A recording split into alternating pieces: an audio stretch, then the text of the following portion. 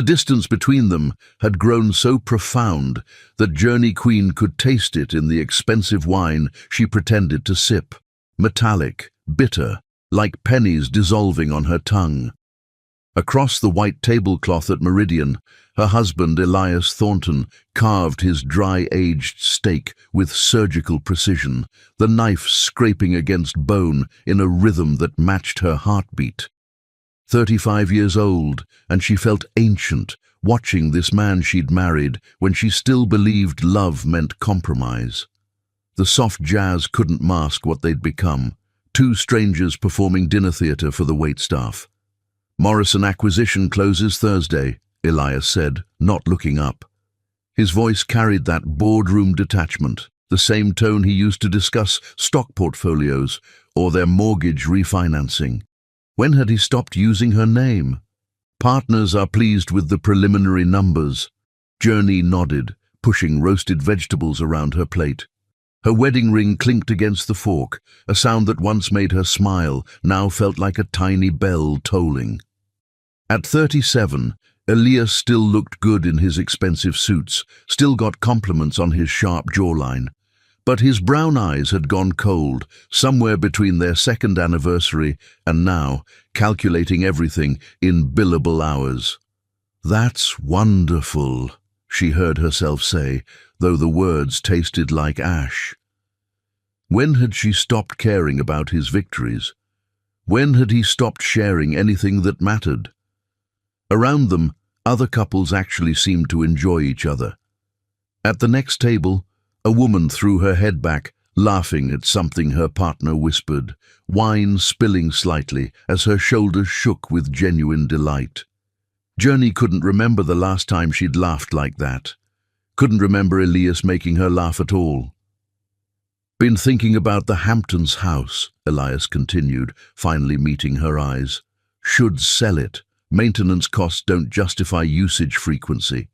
The Hamptons house, their honeymoon cottage where she'd once imagined children building sandcastles, where she'd dreamed of growing old together on the wraparound porch. Now it was just another line item to liquidate. "If you think that's best." The words slipped out automatically, even as something inside her screamed to fight for that house, for those memories, for anything worth saving. Elias nodded and returned to his meal, matter settled. This was how decisions happened now. He proposed, she acquiesced. Life moved forward with all the warmth of a business transaction. Her phone vibrated against the table. Elias's fork paused midway to his mouth. "Really, Journey?" "During dinner." "Sorry, I thought—" She reached for the phone, planning to silence it quickly, but the message preview stopped her cold. "Emergency at Grandmama's house. She needs you now. Don't tell anyone where you're going. Ailani." Her 29-year-old sister never sent dramatic texts.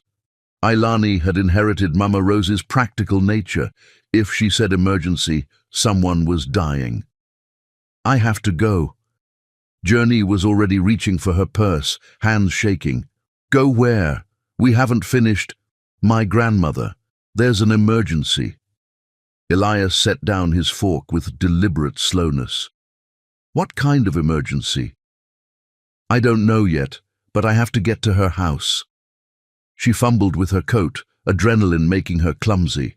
Mama Rose had raised her after the car accident that killed her parents when she was 12. The thought of losing the woman who'd been her anchor made breathing difficult. "Journey, you're being dramatic. Whatever it is can wait until we finish eating. We made reservations 2 weeks ago." The casual dismissal hit her like ice water. This was the man who'd promised to love and support her through life's storms, now treating her family crisis like an inconvenience threatening his dinner plans. "My grandmother raised me, Elias. If she needs me, nothing else matters." Her voice carried a strength that surprised them both. When had she stopped fighting for what mattered to her? "Fine." He waved his hand dismissively. "I'll handle the check. Try not to let Rose manipulate you into whatever charity project she's dreamed up this time." The cruelty was casual, practiced, dismissing Mama Rose as manipulative, reducing her lifetime of service to charity projects. Journey stared at this man she'd married, searching for any trace of the person who'd once promised to cherish her family as his own. Nothing.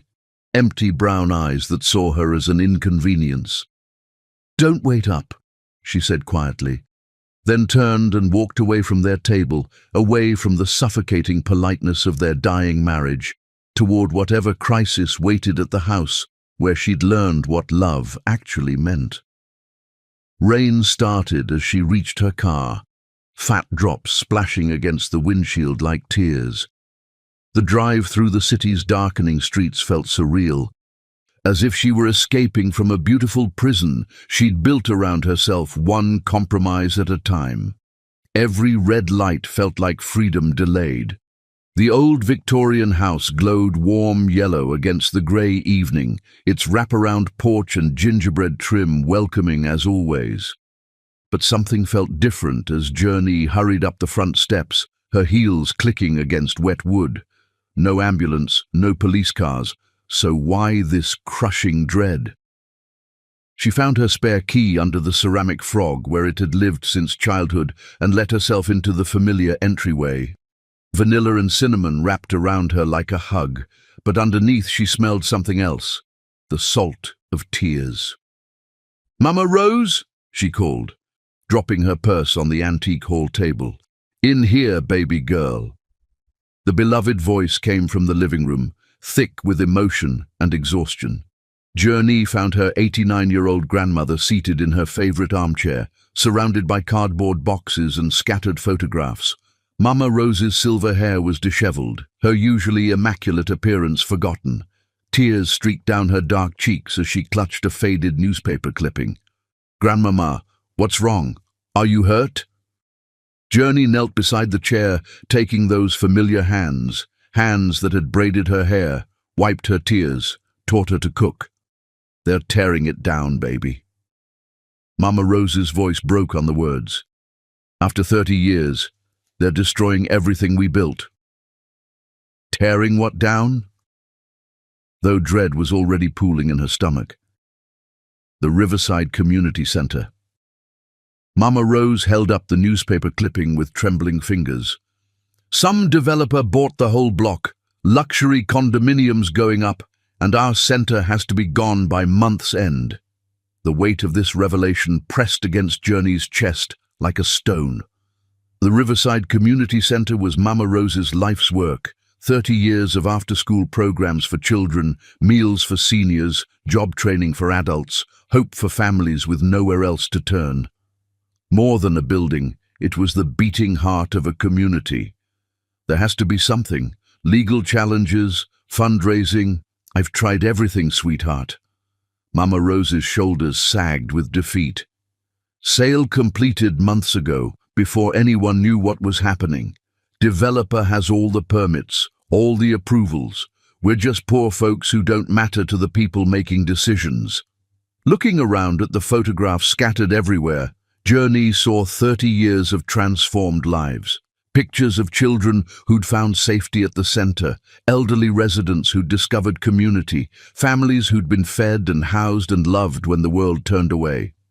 "Those children need this place," Mama Rose continued, her voice growing stronger despite her tears. "Where will they go after school when their parents work 2 jobs just to keep lights on? Who's going to make sure they have dinner and homework help and someone who believes in their dreams?" Holding her grandmother's hands, seeing the devastating impact written across her beloved face, Journey felt something crack open in her chest. The numbness that had characterized her life for years shattered, revealing passion and purpose she'd forgotten she possessed. "We're going to save it," she said with sudden fierce certainty. Mama Rose looked up through her tears, hope flickering in her dark eyes. "How, baby girl?" "I don't know how to fight people with that kind of money and power." "I don't know yet," Journey admitted, "but I promise you, we're going to find a way. This center is too important to let it disappear without a fight." as she held her grandmother close, feeling the strength and courage that had always defined this remarkable woman. Journey made a silent vow that would change everything. She didn't know that saving the Riverside Community Center would lead her to question every assumption about her life, challenge every compromise she'd made, and ultimately introduce her to a love so profound it would teach her the difference between existing and truly living. All she knew in that moment was that some things were worth fighting for, and perhaps it was time she remembered how to be the woman Mama Rose had raised her to be. Chapter 2. The Gallery of Unexpected Encounters. Journey had always believed that the most important conversations happened in the spaces between words, but she never expected to discover this truth while staring at a painting that transformed a woman's tears into blooming flowers. The morning after her grandmother's devastating news, she sat in her favorite coffee shop with her best friend Aurora Delacroix, watching steam rise from her untouched latte while her mind raced through seemingly impossible solutions. She had called in sick to work, something she never did, because returning to her mundane routine of selecting fabric samples and coordinating furniture deliveries felt absurd when Mama Rose's life's work hung in the balance. "You look like you haven't slept," Aurora observed, her keen art curator's eye missing nothing as she studied Journey's face across the small table. At 33, Aurora possessed the kind of effortless elegance that came from years of moving through gallery openings and cultural events, her auburn hair always perfectly styled, her clothes a careful balance of artistic flair and professional sophistication. "I couldn't stop thinking about the center," Journey admitted, wrapping her hands around the warm cup for comfort. 30 years of helping people gone just like that. How do we fight developers with unlimited resources and political connections? Aurora leaned forward, her green eyes bright with the kind of intensity that had made her one of the city's most respected curators despite her young age. "You don't fight them with their own weapons. You fight them with something they don't understand: heart, community, and the power of art to change minds." "Art?" Journey looked up sharply. "Aurora, this isn't about creating something beautiful to hang on a wall. This is about saving a building that feeds hungry children and provides shelter for homeless families." "Exactly." Aurora's smile carried the confidence of someone who had spent years watching art transform both individuals and communities. "Which is why you need to meet Bruce Brando." The name meant nothing to Journey, though something in Aurora's tone suggested it should. "Who is Bruce Brando?" "Only the most innovative philanthropist in the city," Aurora said, pulling out her phone to scroll through images. "He owns the Brando Gallery downtown, but it's not like any gallery you've ever seen. He specializes in community-focused art that tells real stories about real people. Last year, he helped save a homeless shelter by organizing an exhibition that raised over $200,000 in one night." Journey studied the photos Aurora showed her, images of gallery spaces filled with powerful, emotionally raw artwork that seemed to pulse with authentic human experience. These weren't the sanitized, abstract pieces she associated with high-end galleries. These were works that spoke to struggle and triumph, loss and hope, the kind of art that made viewers feel something profound in their bones. "He sounds like every other wealthy philanthropist who writes checks to ease his conscience," Journey said, though even as the words left her mouth, she recognized the cynicism wasn't entirely fair. The artwork in Aurora's photos suggested someone with deeper motivations than simple tax benefits. "That's exactly what I thought before I met him," Aurora admitted. "But Bruce is different. He grew up in foster care, built his fortune through tech investments, and now he uses art as a bridge between communities that normally never connect. He's not writing checks from some ivory tower. He's in the trenches, working directly with artists and neighborhoods." Despite her skepticism, Journey felt a flutter of hope. "Do you think he would help with the community center?" "There's only one way to find out." Aurora stood and gathered her purse with characteristic decisiveness. "His gallery is 15 minutes from here. Let's go see if he's available." An hour later, Journey found herself standing outside the Brando Gallery in the heart of the city's arts district, second-guessing her impulsive decision to come here. The building itself was understated, a converted warehouse with large windows and a simple black sign bearing the gallery's name in elegant silver letters. Nothing about the exterior suggested the kind of pretentious showmanship she had expected from a millionaire's vanity project. "Stop overthinking," Aurora said, recognizing Journey's hesitation. "The worst thing that happens is he says no, and we're no worse off than we were this morning." Inside, the gallery exceeded every expectation Journey had formed during the drive over. The space was vast and airy, with exposed brick walls and polished concrete floors that created an industrial warmth. But it was the artwork that took her breath away. Pieces that told stories of resilience and transformation, of communities finding strength in shared struggle. She paused before a large canvas depicting an elderly woman reading to a group of children in what appeared to be a community center setting. The artist had captured something transcendent in the scene, the way the children's faces turned toward the reader like flowers following the sun, the gentle strength in the woman's hands as she held the book, the sense of sanctuary and possibility that radiated from their gathering. "That's one of my favorites," a voice said behind her, warm and genuine in a way that made her turn immediately. Bruce Brando was nothing like what she had imagined. He stood in the gallery's main corridor, wearing jeans that had seen actual work, a simple grey sweater with paint stains on the sleeves, and canvas sneakers that looked like they had walked through every neighborhood in the city.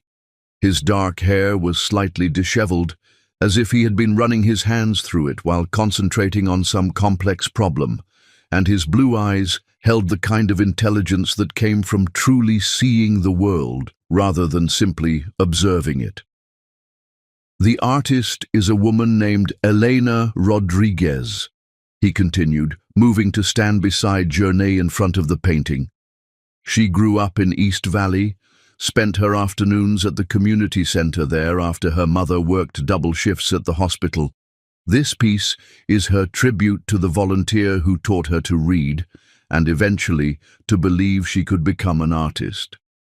"It's beautiful," Journey said, though the word felt inadequate for the emotion the painting evoked. "There's something about the way she captured the connection between them. You can feel the love and hope in that room." Bruce turned to look at her directly, and she felt an unexpected jolt of recognition, as if some part of her had been waiting to meet someone who understood the power of such moments.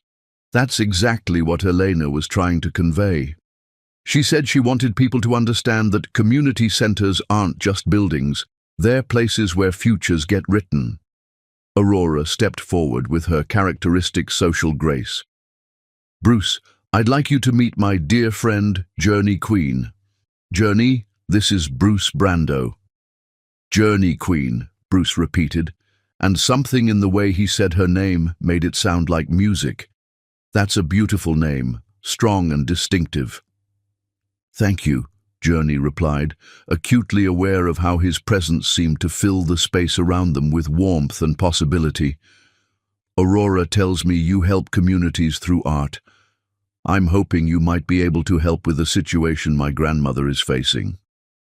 "I'd be honored to hear about it," Bruce said, his attention completely focused on her in a way that felt both flattering and slightly overwhelming. "Would you like to sit down? I have a small office in the back where we can talk privately." As they moved through the gallery toward his office, Journey found herself noticing details that spoke to Bruce's character. He stopped to straighten a piece that had been knocked slightly askew, his touch gentle and reverent. He greeted each staff member by name, asking about their families and projects with genuine interest. When a young artist approached with questions about her upcoming exhibition, he gave her his full attention, offering encouragement and practical advice with equal measure. His office was as unpretentious as the man himself, A simple desk covered with sketches and photographs, walls lined with books about community development and social justice, a comfortable couch surrounded by plants that looked lovingly tended. This wasn't the sterile executive suite she had expected, but rather the workspace of someone who cared more about purpose than prestige. "Please, make yourselves comfortable," Bruce said, settling into a chair across from them. "Now, tell me about your grandmother's situation." Journey began hesitantly, but as she described Mama Rose's 3 decades of service at the Riverside Community Center, Bruce's expression grew increasingly intense. He asked thoughtful questions about the center's programs, the population it served, the impact of its potential closure on the surrounding neighborhood. His knowledge of community development issues was impressive, but it was his emotional engagement that surprised her most. "The developer is within his legal rights," Journey concluded, "but morally, this feels like theft. My grandmother has given her life to helping people who have nowhere else to turn, and now they're all going to lose the one place that provided stability and hope." Bruce was quiet for a long moment, his fingers steepled in front of his face as he processed what she had shared.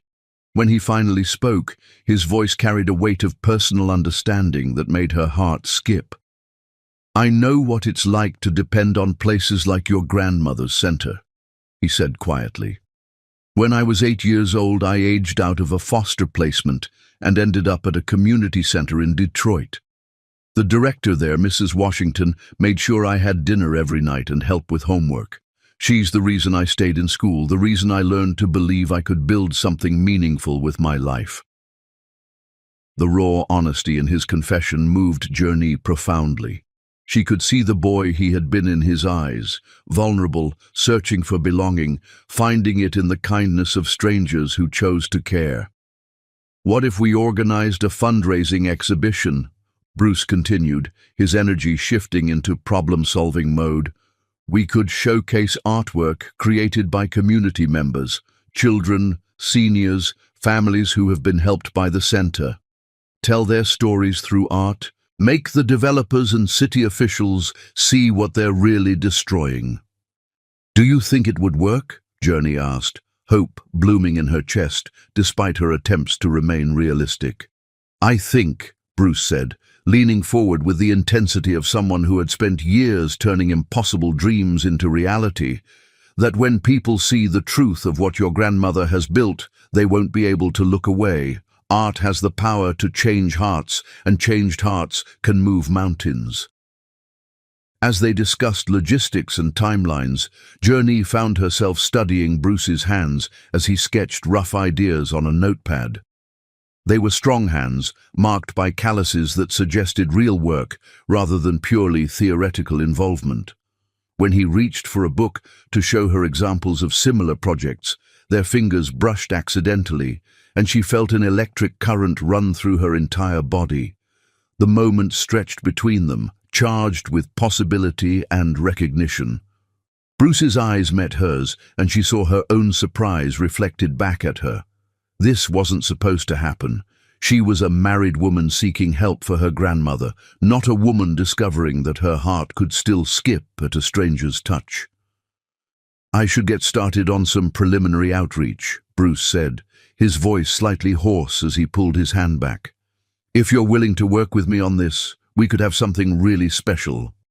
"Yes," Journey said, the word carrying more weight than a simple agreement to collaborate.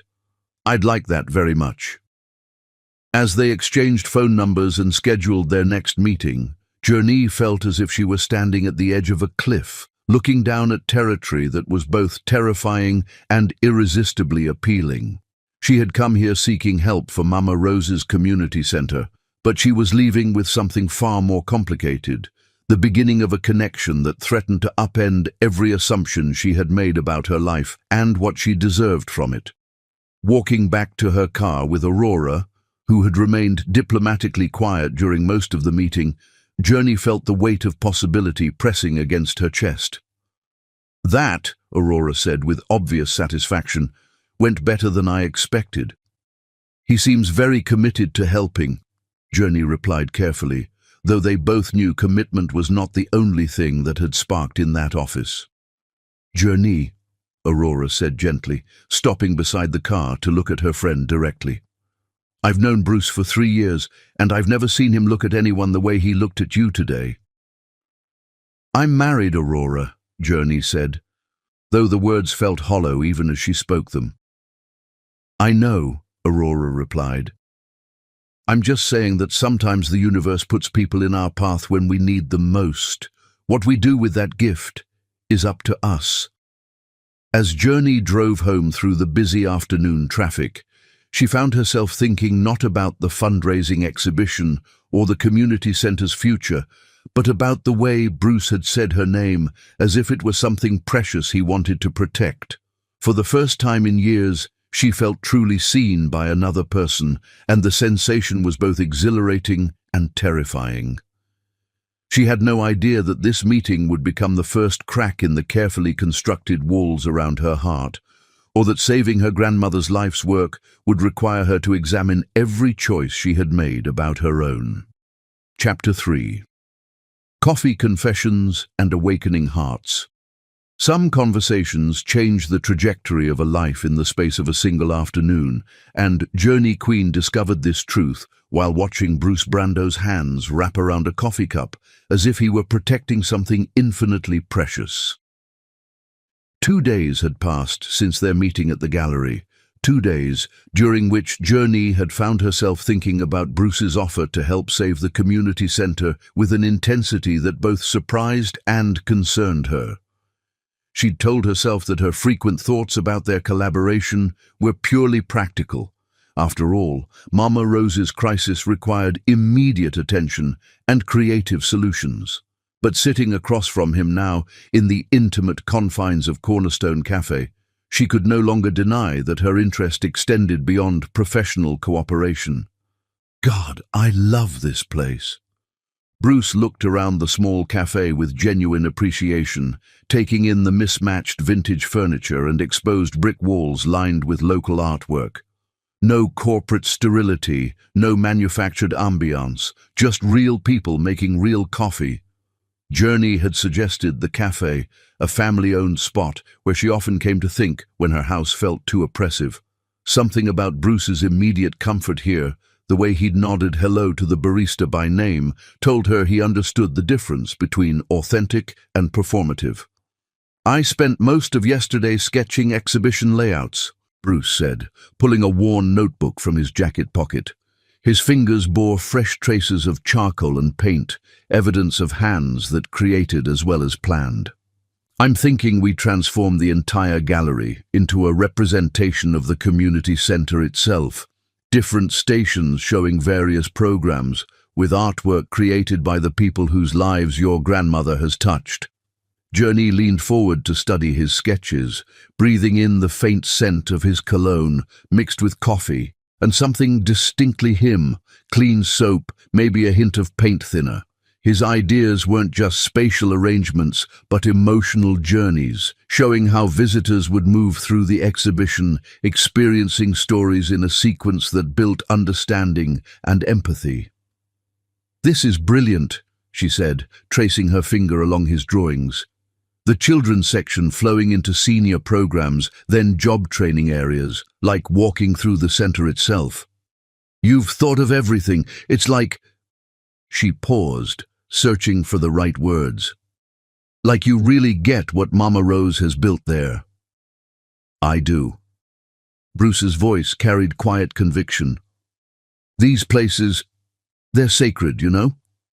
Not in a religious way, but in a human way," Journey finished, and saw something light up in his eyes. "Exactly, in a human way." He smiled, and it transformed his entire face. "Most people see community centers as places where poor kids hang out after school. They don't understand that we're looking at transformation in its most basic form." As he explained his vision in greater detail, Journey found herself studying not just his words, but the way he spoke them. No pretense, no calculated charm designed to impress. This was a man who genuinely cared about the work they were planning, who understood that saving the community center meant preserving something sacred. "Can I ask you something personal?" The words slipped out before she could stop them. "Sure." "Why does this matter so much to you? I mean, beyond just supporting community causes. This feels—" She gestured between them, then caught herself. "The way you talk about it feels personal." Bruce was quiet for a moment, his fingers tracing the rim of his coffee cup. When he looked up, she saw vulnerability in his expression that made her chest tight. "I told you I grew up in foster care." His voice was careful, measured. "What I didn't mention is that I aged out of the system when I was 18 with nowhere to go. No family, no safety net, no idea how to navigate the world alone." The confession hit Journey harder than she'd expected. Looking at Bruce now, successful, confident, clearly comfortable in his own skin, it was impossible to imagine him as a scared teenager with no place to call home. "Jesus, what did you do?" "Slept in shelters, community centers, ate meals wherever I could find them." His honesty was matter-of-fact, but she could hear the old pain underneath. "For 8 months, I was basically invisible, just another homeless kid nobody wanted to deal with." "How did you—" She gestured at him, at the successful man sitting across from her. A community center director named Harold Sanchez. Bruce's entire demeanor softened. "He let me sleep on a cot in his office in exchange for maintenance work. But more than that, he saw something in me that I couldn't see in myself. Helped me apply for college grants. Drove me to job interviews, never once made me feel like I was charity." "He sounds incredible." He was. "Harold died 5 years ago, but not before seeing me graduate college and start my first business." Bruce smiled at the memory, but Journey could see grief that still lived behind his eyes. "He used to say that community centers weren't in the business of changing lives. They were in the business of giving people tools to change their own lives." The depth of his personal connection to their cause moved Journey profoundly. She'd expected to work with a wealthy philanthropist motivated by tax benefits and social recognition. Instead, she'd found a man whose commitment grew from authentic understanding of what it meant to need the kind of help Mama Rose provided. "I'm sorry you went through that." The words felt inadequate for the magnitude of what he'd shared. "Don't be—" Bruce's response was immediate, firm. "Those experiences taught me that everyone deserves to be seen and valued, regardless of their circumstances. They're why I do this work now, why I can't walk away when places like your grandmother's center are threatened." Their conversation was interrupted by the soft chime of Journey's phone. She glanced at the screen and felt her stomach drop. Elias. "Excuse me," she said to Bruce, then answered with forced politeness. "Hello? Where are you?" Her husband's voice carried that sharp edge she'd learned to recognize as barely controlled irritation. "I called your office. They said you took another sick day." Bruce politely looked away, focusing on his notebook while clearly trying to give her privacy for what was obviously a difficult conversation. "I'm handling the situation with my grandmother's community center." Journey kept her voice level despite the familiar anxiety building in her chest. "You're still playing around with that?" Elias's dismissive tone made her face flush with embarrassment, especially knowing Bruce could hear every word.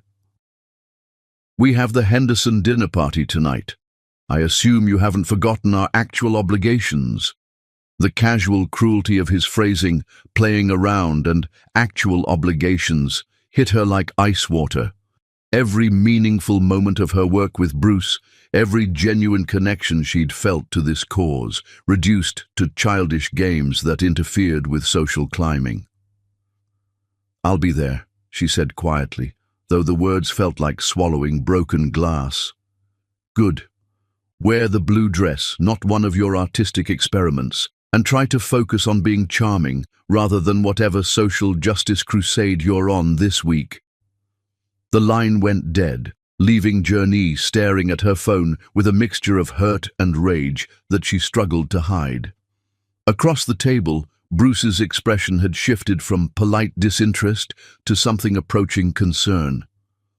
"I'm sorry about that," she said, attempting to return to their previous conversation as if nothing had happened.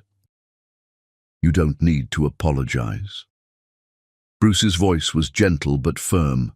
"Are you okay?" The simple question, asked with genuine care rather than obligation, nearly undid her completely. When was the last time someone had asked about her well-being and actually waited for an honest answer? "I'm fine," she said automatically, then caught herself in the lie. "Actually, no. I'm not fine. My marriage is—" She paused, searching for words that wouldn't sound like betrayal. "It's complicated. Do you want to talk about it?" Did she?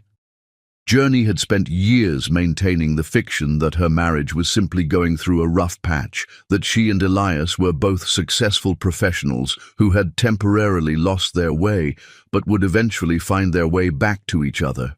She'd never admitted to anyone how completely disconnected she felt. "Elias and I have been growing apart for years," she heard herself say, surprised by her own honesty. "We got married when I was 28 and he was 30. Thought we wanted the same things, but somewhere along the way we became different people with different priorities." "What do you want?" Bruce asked softly, and something in his tone made the question feel like an invitation to be completely honest. "I want to matter." The words came from some deep place she hadn't known existed.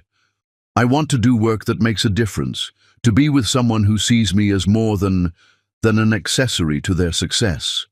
I want to feel alive instead of just going through the motions."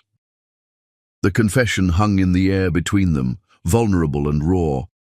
Journey couldn't believe she'd shared such intimate thoughts with someone she'd known for only days, but something about Bruce's presence made honesty feel not just safe, but necessary. "You do matter," Bruce said, his voice carrying conviction that made her heart race. "What you're doing for your grandmother, for the community center, that matters enormously. And anyone who can't see that—" He paused, choosing his words carefully. "Anyone who can't see that doesn't deserve you." The intensity of his response, the way he looked at her as if she were someone worth fighting for, created a moment of connection so profound that Journey felt physically dizzy. This was dangerous territory, sitting in a coffee shop with a man who wasn't her husband, sharing feelings she'd never expressed to anyone, feeling more understood in 2 hours than she had in years of marriage. "I should go," she said suddenly, gathering her purse with hands that trembled slightly. "I need to get ready for tonight." "Of course." Bruce stood as she prepared to leave, his movements careful and respectful. "Should we schedule another meeting to continue planning the exhibition?" "Yes." The word came out too quickly, betraying her eagerness. "Tomorrow." "Same time?" "I'll be here," Bruce replied, and something in his smile made her think he understood exactly why she wanted to see him again. As she walked to her car, Journey felt as if she were moving through a dream where everything familiar had shifted slightly out of focus. The conversation with Bruce had awakened something in her that she'd thought permanently dormant, a sense of possibility, of being truly seen and valued for who she was rather than who others expected her to be. Driving home to prepare for another evening of performing the role of dutiful wife, she found herself thinking not about the dinner party ahead, but about tomorrow's meeting. For the first time in years, she had something to look forward to that belonged entirely to her. She didn't yet understand that this feeling of anticipation was the first crack in the carefully constructed walls around her heart, or that her growing connection to Bruce was illuminating just how much of herself she'd lost in her marriage to Elias. All she knew was that she felt more alive after 2 hours with Bruce than she had in months of her regular life. The transformation had begun, though she wouldn't recognize it fully until much later. For now, it was enough to carry the memory of being seen and valued by someone who understood that saving a community center meant preserving something sacred, and that she was worthy of that same kind of protection and care. Chapter 4. The Art of Falling Without Permission. Love, Journey discovered, was not the thunderbolt she had always imagined, but rather 1,000 small moments that accumulated like brushstrokes on a canvas, until suddenly, impossibly, a masterpiece emerged where none had existed before. The week following their coffee shop conversation had blurred into a series of shared purposes and stolen glances, each day bringing new reasons for Journey and Bruce to work closely together on the community center exhibition. What had begun as collaborative planning had evolved into something far more intimate, a partnership that extended beyond their stated mission into territory that neither had acknowledged, but both felt with growing intensity. On Monday, they had visited the Riverside Community Center together, walking through the building that would soon be demolished unless their fundraising efforts succeeded. Journey watched Bruce interact with the children in the after-school program, noting how he knelt to their eye level when they spoke, how he listened to their stories with the same attention he gave to wealthy donors, how his face lit up with genuine delight when a shy 7-year-old named Marcus showed him a crayon drawing of his family. "This is where the magic happens," Mama Rose had said, leading them through the various program rooms while children and elderly volunteers continued their daily activities around them. "These babies come here scared and hungry, and they leave knowing they matter to somebody." Bruce had been unusually quiet during the tour, but Journey caught him wiping his eyes when he thought no one was looking. Later, as they walked to their cars, he had confided that Marcus reminded him of himself at that age, uncertain and searching for belonging in a world that often felt hostile to vulnerable children. Tuesday brought them to the gallery for exhibition planning, where Bruce's assistant Paisley Chen had laid out potential layouts on the main floor. Journey found herself watching Bruce's hands as he moved pieces around the mock-up, noting how he approached each decision with careful consideration for both aesthetic impact and emotional flow. "What if we create a timeline here?" she had suggested, pointing to the gallery's central wall. "Starting with photographs of the community center when it first opened, then moving through the decades to show how many lives have been touched." "That's brilliant," Bruce had replied, his excitement evident in the way his entire face animated when a good idea took hold. "We could intersperse personal stories throughout, handwritten letters from people whose lives were changed, maybe some audio recordings of testimonials." Working together felt natural in a way that surprised them both.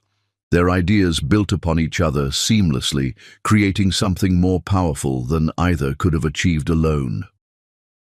When Journey suggested incorporating children's artwork throughout the space, Bruce immediately envisioned ways to display the pieces that would highlight their emotional impact.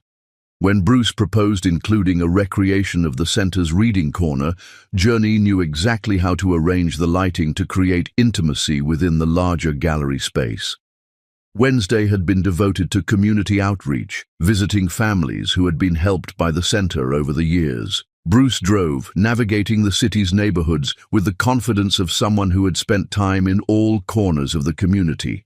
They interviewed grandmother Elena Rodriguez, whose granddaughter had received tutoring that helped her become the first person in their family to attend college. They spoke with Robert Chen, a formerly homeless veteran who had found housing assistance and job training that allowed him to rebuild his life. Each story they collected added weight to their mission, but Journey found herself equally moved by Bruce's responses to these conversations.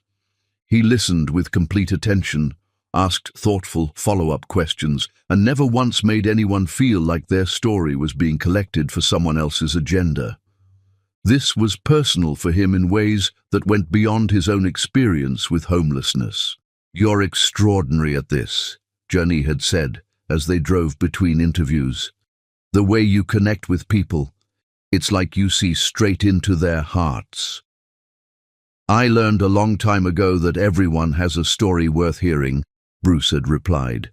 The difference between people like your grandmother and the developers trying to tear down the center is that she knows those stories matter. Thursday brought an unexpected challenge when several potential donors had expressed concerns about supporting what they perceived as a political cause. Bruce had spent hours on the phone, carefully explaining that preserving community services wasn't about politics, but about basic human compassion. Journey had watched him navigate these conversations with remarkable grace, never losing his temper despite obvious frustration with attitudes that treated poor families as abstractions rather than people. "How do you stay so patient?" she had asked during a break between difficult phone calls. "Because getting angry won't save the center," Bruce had said simply, "and those children need advocates who can work within the system, even when the system is flawed." By Friday evening, they had spent nearly every waking hour together, their collaboration deepening into something that felt essential to both their lives. Journey had told Elias she was working late on the charity project, a description that made her feel physically ill because it reduced their meaningful work to something trivial. Bruce had rearranged his entire schedule, turning down lucrative opportunities to focus completely on their exhibition planning. Now, as they worked together in the gallery after hours, hanging preliminary artwork and testing lighting arrangements, Journey felt the weight of everything unspoken between them. The space was quiet except for the soft jazz Bruce had chosen for background music, creating an atmosphere of intimate focus that made her hyper-aware of every moment when their hands accidentally touched while adjusting a display. "I think this piece should go higher," Journey said, standing on a stepladder to reposition a painting created by one of the center's senior participants. The artwork depicted hands of different ages working together in a garden, symbolizing the intergenerational connections that made the center special. "Let me help," Bruce said, moving to steady the ladder. His hands gripped the sides just below where she stood, bringing him close enough that she could feel the warmth of his presence even through the space between them. "How's that?" she asked, adjusting the painting's position while trying to ignore the way her heart raced at their proximity.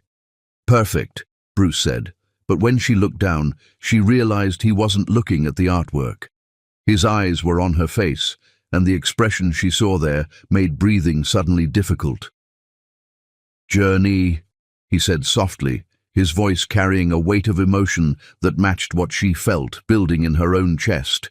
She climbed down from the ladder carefully, acutely aware that each step brought her closer to him. When she reached the ground, they stood facing each other in the warm gallery lighting, surrounded by artwork that told stories of hope and transformation, and she realized that her own story was about to take a turn she hadn't planned or expected. "This week has been," she began, then trailed off, unsure how to finish the sentence, without acknowledging feelings that felt too dangerous to name. "I know," Bruce said, reaching up to gently touch her cheek. "I feel it too." The admission hung between them like a bridge neither was sure they should cross. Journey knew she should step away, should maintain the professional distance that her marriage required, should remember all the reasons why this moment was complicated and potentially destructive. Instead, she found herself leaning into his touch, closing her eyes as his thumb traced along her cheekbone with devastating gentleness. "Bruce," she whispered, not sure if she was asking him to stop or begging him to continue. "I never expected this," he said, his other hand coming up to frame her face completely. "I thought I was helping save a community center, not falling in love with the most remarkable woman I've ever met." The word love sent shockwaves through her entire body. She opened her eyes to find him looking at her with an intensity that made her feel seen and cherished in ways she had forgotten were possible. "I'm married," she said, though the words felt like they belonged to someone else's life. "I know," Bruce replied, and I would never ask you to do anything that goes against your values or commitments, but I need you to know that what I feel for you is real, and I hope that you feel something too." "I do," she admitted, the confession emerging from someplace deeper than conscious thought. "God help me, I do." They moved toward each other simultaneously, drawn by forces neither could fully understand or resist. Journey felt as if she were watching herself from outside her body, as Bruce's lips neared hers, felt the warmth of his breath against her skin, felt every assumption about her life and what she deserved shifting like tectonic plates beneath her feet. The kiss that followed was soft and questioning at first, then deeper as she responded with an enthusiasm that surprised them both. Bruce's hands tangled in her hair while hers gripped the front of his shirt, pulling him closer as weeks of suppressed attraction finally found expression. When they finally broke apart, both breathing heavily, Journey felt as if the world had fundamentally changed around them. The gallery looked the same, the music continued playing, but she knew with absolute certainty that nothing would ever be the same again. "Journey," Bruce said, his forehead resting against hers while they both struggled to process what had just happened. "I know," she said, though she wasn't sure what she knew anymore. "I know this is complicated. I know we can't just pretend this didn't happen, but I also don't know what it means or what we're supposed to do now." "It means," Bruce said, pulling back slightly to look into her eyes, "that we have something worth protecting, and that whatever happens next, we owe it to ourselves and to each other to be completely honest about what we want." "What do you want?" she asked, though part of her was terrified of his answer. "I want you," he said simply. "Not just tonight, not just while we're working on this project. I want to wake up every morning knowing I get to see your face and hear your voice. I want to support your dreams and share mine with you. I want to build something beautiful together, the way we've been doing all week." The honesty of his response overwhelmed her completely. When was the last time someone had spoken to her with such openness about their feelings and desires? When was the last time someone had made her feel wanted, not just for what she could provide, but for who she was? "I want that too," she admitted, then immediately felt the weight of her wedding ring against her finger. "But I don't know how to want it without destroying everything else in my life." "We don't have to figure everything out tonight," Bruce said gently. "But we also can't pretend this didn't happen or that what we feel isn't real." As they finished their work in subdued silence, both lost in their own thoughts about what had changed between them, Journey felt as if she were standing at the edge of a cliff, looking down at a life she had never imagined, but suddenly couldn't stop wanting. Driving home to the house she shared with Elias, she carried the memory of Bruce's kiss like a secret flame against her heart. Tomorrow would bring complications and difficult decisions, but tonight she allowed herself to hold on to the feeling of being truly desired and cherished by someone who saw all of her and wanted more rather than less. The art of falling in love, she realized, was not about choosing to feel something. It was about recognizing that the feeling had chosen you and then deciding whether you had the courage to honor it. Chapter 5. The night everything breaks open. The moment Journey realized she was capable of choosing love over fear was the same moment her marriage finally died, though it took a room full of witnesses and her husband's public humiliation for her to recognize what had already become a corpse. The Riverside Community Center fundraising exhibition had exceeded every expectation Bruce and Journey had dared to nurture during their weeks of planning. The Brando Gallery pulsed with energy as over 200 attendees moved between displays of artwork created by community members, children's paintings depicting dreams, photographs documenting 3 decades of service, sculptures from donated materials. Journey moved through the space feeling as if she were floating, buoyed by their success and the knowledge that they had already raised enough money to purchase the community center. More than the financial triumph, she was moved by the connections being forged, Conversations between donors and community members that transcended boundaries. Children explaining their artwork to collectors who listened with genuine respect. "Baby girl, you did this," Mama Rose whispered to her granddaughter during a quiet moment near the gallery's back wall. At 89, Mama Rose had insisted on attending despite her fatigue, determined to witness the community coming together to save her life's work. She wore her best dress, navy blue with tiny pearl buttons, and her eyes sparkled with tears of joy and pride. "We did this, Grandmama," Journey corrected gently, though her heart swelled at the recognition. "You created something worth saving. Bruce and I just helped people see what you've been building all these years." "That young man looks at you like you hung the moon and stars," Mama Rose observed, nodding toward where Bruce stood near the exhibition's centerpiece. Even from across the room, Journey could see his passion as he spoke with potential donors, his hands moving expressively as he explained the center's impact. "Mama Rose," Journey began, but her grandmother's knowing smile silenced any protest. "Child, I've been watching people fall in love for 89 years. I know what it looks like." Mama Rose squeezed her granddaughter's hand with surprising strength. "The question isn't whether you'll care for each other. The question is what you're going to do about it." Before Journey could respond, Bruce appeared at her side, his face glowing with excitement and accomplishment. "Journey, we need to announce the fundraising total," he said, then turned to acknowledge Mama Rose with respectful attention. "Mrs. Queen, you should be the one to share the news. This is your victory." "Our victory," Mama Rose corrected firmly, "and I think the announcement should come from the two people who made tonight possible." 20 minutes later, Journey found herself standing beside Bruce in front of the assembled crowd, her heart racing not just from public speaking, but from their proximity.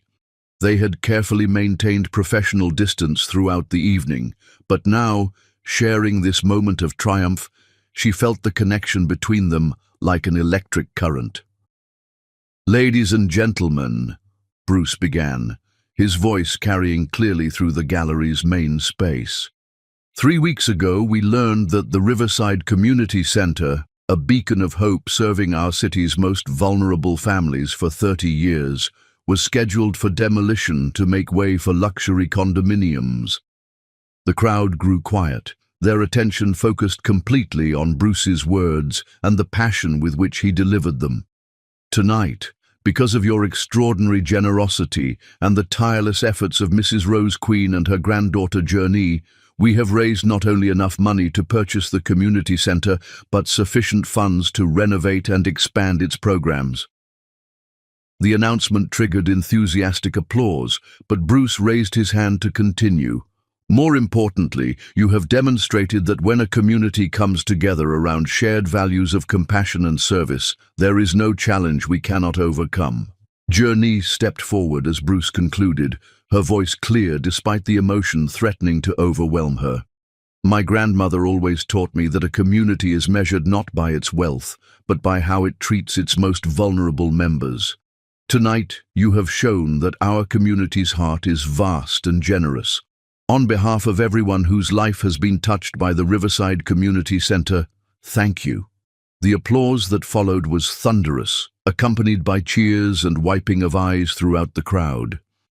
Journey felt Bruce's hand briefly touch hers as they stepped back, a gesture of shared accomplishment that sent warmth flooding through her entire body. The triumph was shattered 30 minutes later when Elias finally arrived, clearly having spent time at a bar before making his appearance. Journey had mentioned the fundraiser to him several times, but he dismissed it as unimportant, making it clear that he considered her involvement embarrassing rather than meaningful. Now, watching him navigate through the crowd with studied casualness that barely concealed his intoxication, Journey felt familiar embarrassment and disappointment. "Quite a little gathering you've put together," Elias said when he reached her side, his words slightly slurred and his tone carrying condescending sarcasm. "Very authentic." The word dripped with disdain, and several nearby guests turned to stare at the obvious tension between them. Journey forced a smile, hoping to minimize the scene she could feel building. "Elias, let me introduce you to some of the donors." "Oh, I'm sure they're all very impressed with themselves," Elias replied, loudly enough that surrounding conversations faltered. Nothing like a good charity event to make rich people feel better about their privilege. The casual cruelty of his observation, dismissing the evening's genuine accomplishments and the donors' sincere generosity, made Journey's face burn with shame. These were people who had opened their hearts and wallets to support vulnerable families, and her husband was treating them like narcissistic dilettantes. Bruce appeared beside them with perfect timing. "You must be Elias," he said, extending his hand with gracious professionalism.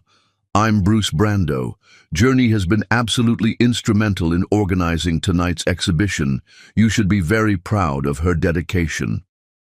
Elias looked Bruce up and down with obvious assessment, taking in his paint-stained clothes and artistic sensibilities with barely concealed disdain.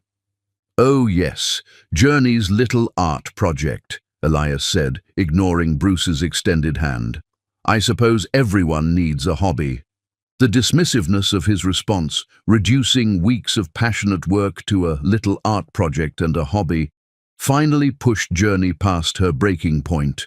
For too long, she had allowed Elias to diminish her interests and accomplishments. "This isn't a hobby, Elias," she said, her voice carrying a strength that surprised everyone within hearing distance. "This is meaningful work that will impact hundreds of families for years to come. Tonight we saved a community center that provides essential services to people who desperately need them." "Don't be so dramatic," Elias replied, his voice rising with alcohol-fueled irritation. "It's an old building that was going to be torn down anyway. Progress doesn't stop for sentimental charity cases." The silence that followed was deafening. Around them, donors and community members stared in shocked disbelief at his casual dismissal of everything they had worked to achieve. "I think you should leave," Journey said quietly, her voice steady despite the internal earthquake his words had triggered. "Excuse me?" Elias's surprise at her resistance was evident. "You heard me. This evening is important to me, to my grandmother, and to everyone here who cares about helping others. If you can't respect that, then you need to leave."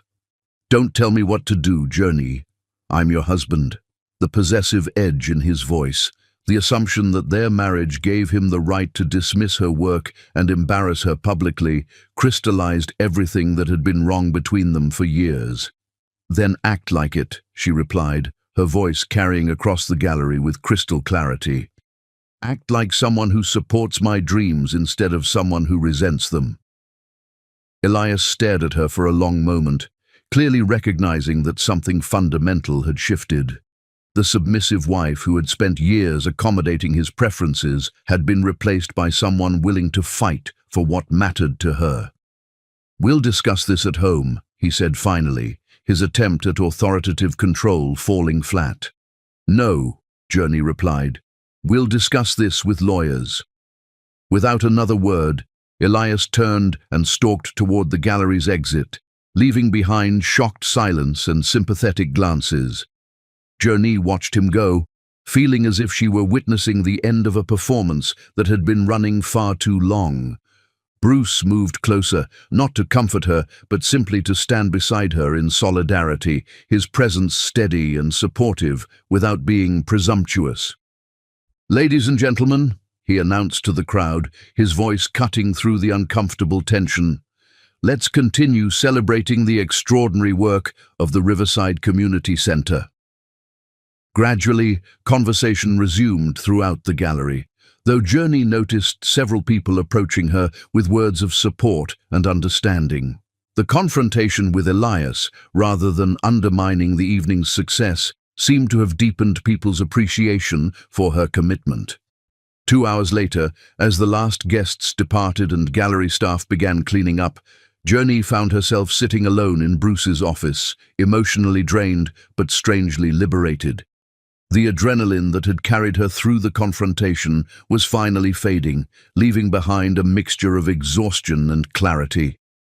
Bruce knocked softly before entering, carrying 2 cups of tea and wearing an expression of gentle concern. "How are you holding up?" he asked, settling into the chair across from her. "I think," Journey said slowly, testing the words as she spoke them, "I just ended my marriage in front of 200 people. Are you okay with that?" She considered the question seriously, examining her feelings for regret or panic and finding neither. "Yes," she said with growing certainty. "I think I've been okay with it for a long time. I just needed something worth fighting for to help me see how much I'd been settling for." As they sat together in the peaceful aftermath of the evening's emotional storm, surrounded by artwork that celebrated resilience and transformation, Journey felt something she hadn't experienced in years, the exhilarating terror of choosing authenticity over security, of risking everything for the possibility of finding something real. The fundraiser had saved the community center, but more importantly, it had shown her that she was worth saving too. Chapter 6. The Courage to Choose Happiness. The morning after you realize your marriage is dead arrives with a clarity so sharp it feels like breathing pure oxygen after years of suffocating in stale air. And Journey Queen woke to sunlight streaming through her bedroom window with the profound relief of someone who had finally stopped pretending. She lay still for several minutes, listening to the quiet that filled the house like a presence unto itself. Elias had not come home the previous night. Whether from pride, anger, or simple indifference, she neither knew nor cared. For the first time in years, his absence felt like a gift rather than an abandonment, a space where she could exist without constantly managing his moods or minimizing herself to accommodate his preferences. Rolling over, she caught sight of her reflection in the antique mirror above their dresser, her dresser now, she supposed, and was surprised by what she saw. The woman looking back had the hollow-eyed exhaustion of someone who'd fought a battle, but also a brightness in her gaze that had been missing for longer than she cared to calculate. She looked like someone who had remembered how to fight for what mattered. Her phone buzzed on the nightstand, displaying a text from Ailani. "Saw the news article about the fundraiser. You were incredible. Call me when you're ready to talk." The mention of a news article sent Journey searching online, where she found a glowing piece in the city's arts section about the community center exhibition. The journalist had captured not only the fundraising success, but also the emotional impact of the evening, describing it as a powerful demonstration of what becomes possible when artistic vision meets genuine social commitment. There was a photograph of her and Bruce addressing the crowd, their shared purpose evident in their expressions. Reading the article filled her with pride and satisfaction, emotions that had become foreign during her marriage. When was the last time she'd felt genuinely accomplished? When had she last seen her work described in terms of vision and commitment rather than dismissed as hobby or indulgence? She called Ailani while making coffee in the kitchen that had never felt like hers, despite 7 years of residence. Her younger sister answered on the first ring, her voice carrying the warmth and concern that had always made her Journey's closest confidant. "Jesus, girl, how are you feeling?" Ailani asked without preamble, her nurse's instincts attuned to emotional as well as physical wellness. "Free," Journey said, surprising herself with the honesty. "Scared and confused and uncertain about everything, but free." "Good." Ailani's response was characteristically direct. "I've been waiting years for you to realize that being married to Elias was like being slowly poisoned by someone who convinced you the poison was medicine." The analogy was harsh but accurate. Journey thought about the gradual erosion of her confidence, the way she'd learned to question her own judgment and defer to Elias's opinions about everything from career choices to friendships. She'd become a stranger to herself, someone who prioritized peace over authenticity. "I think I need to call Ronin," she said, referring to the family attorney who'd handled her parents' estate and remained a trusted advisor over the years. "I think you're right. And Journey," Ailani's voice softened. "I'm proud of you. Last night you chose yourself for the first time in years, and that takes enormous courage." After their conversation ended, Journey spent the morning researching divorce proceedings and gathering financial documents, approaching the task with the same methodical determination she'd brought to organizing the community center exhibition. By noon, she'd scheduled an appointment with Ronin Blackwood for the following day and begun the process of untangling her life from Elias's with surgical precision. The hardest part wasn't the practical logistics, but the emotional reckoning with how completely she'd lost herself in their marriage. Looking through their shared belongings, wedding photos that showed a younger version of herself who still believed in their future together, gifts from Elias that she'd once treasured but now recognized as attempts to shape her into his preferred version of a wife. She felt grief not for what she was losing, but for how much time she'd spent trying to become someone else's idea of acceptable. Bruce called that afternoon while she was boxing items for donation, his voice carefully neutral as he checked on her well-being without overstepping boundaries that had become complicated since their moment in the gallery. "I wanted to make sure you were okay," he said. "Last night was intense, and I know you're dealing with a lot right now." "I'm okay," she replied, and meant it more than she'd expected. "Actually, I'm better than okay. I'm awake for the first time in years." "I'm glad to hear that." She could hear the smile in his voice. "I also wanted you to know that I'm here if you need anything, as a friend, as someone who cares about your well-being. No pressure, no expectations, just support." The careful way he framed his offer touched her deeply. He was giving her space to navigate her divorce without the additional complexity of their growing feelings for each other, demonstrating a respect for her autonomy that stood in stark contrast to Elias's controlling behavior. "Thank you," she said. "That means more than you know. Take care of yourself, Journey. You've been incredibly brave, and you deserve time to figure out what comes next without anyone else's agenda complicating things." Elias returned home that evening with the sullen demeanor of someone who'd spent the day nursing both his hangover and wounded pride. He found Journey in their home office, organizing financial documents with clinical efficiency. "I see you're serious about this dramatic gesture," he said, settling into the chair across from her desk with studied casualness. "It's not a gesture, Elias. It's a decision." She looked up from the bank statement spread before her, noting how different he seemed now that she'd stopped trying to manage his moods or protect his ego.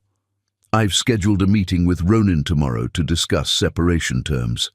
Don't you think you're overreacting?" Elias's tone carried the reasonable patience of someone addressing a child's tantrum. "So, I had a few drinks and said some things I shouldn't have. That doesn't mean we need to blow up our entire marriage."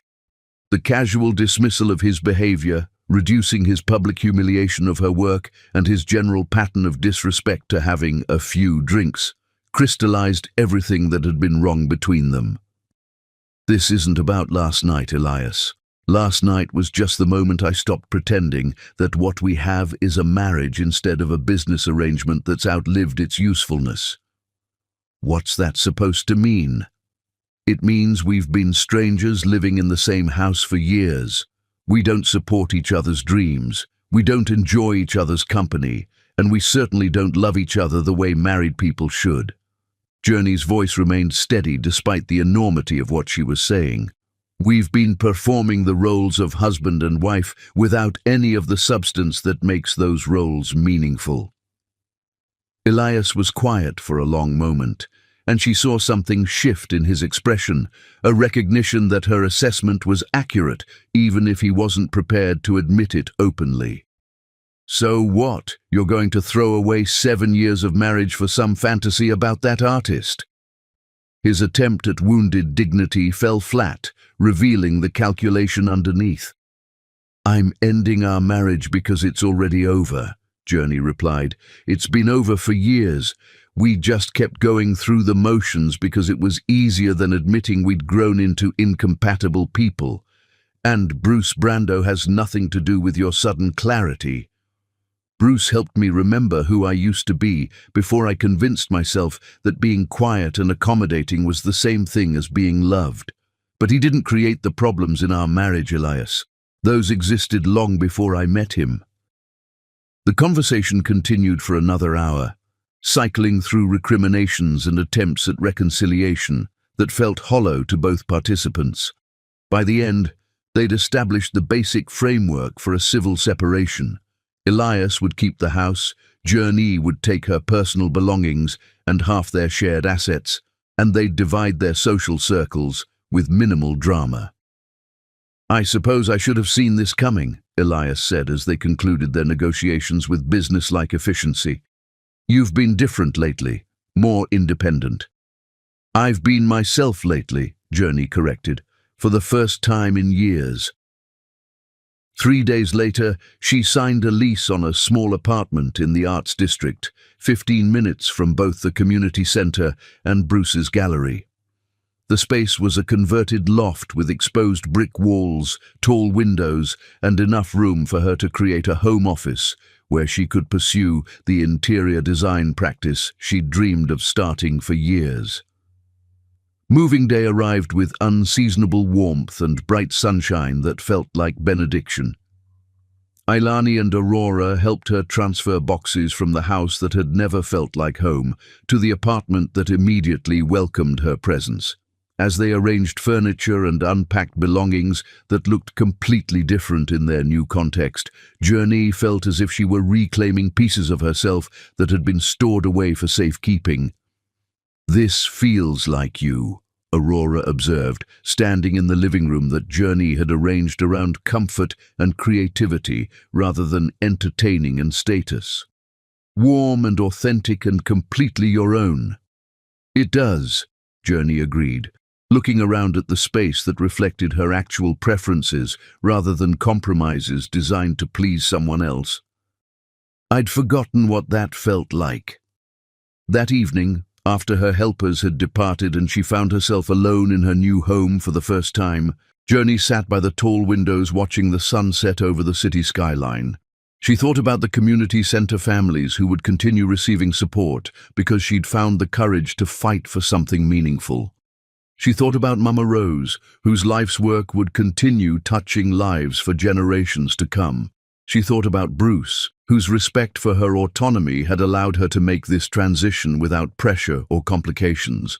Most of all, she thought about the woman she'd been before her marriage. Someone who believed in fighting for justice, who found joy in creative work, who expected to be valued for her mind and passions, rather than her willingness to accommodate others' preferences. That woman had been buried but not destroyed, and now she was emerging with the hard-won wisdom that came from surviving disappointment and choosing hope anyway. Her phone buzzed with a text from Bruce. "Thinking of you on your first night in your new place. I hope it feels like home."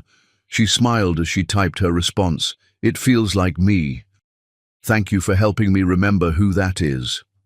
Outside her windows, the city sparkled with possibility, and for the first time in years, Journey felt capable of reaching for anything her heart desired.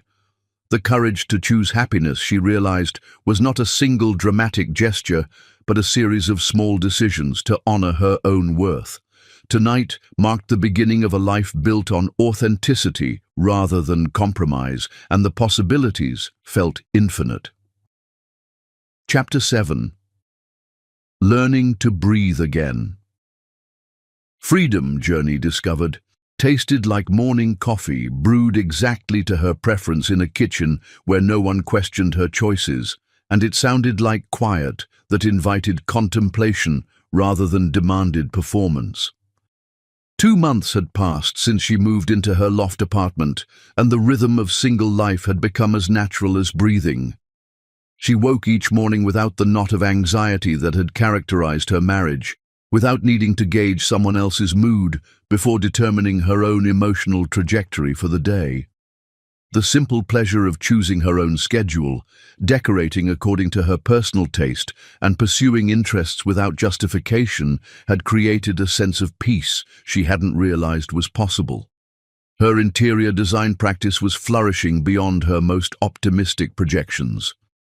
Word had spread through the non-profit community about her work on the gallery exhibition, leading to contracts with 3 community organizations seeking to create more welcoming and functional spaces.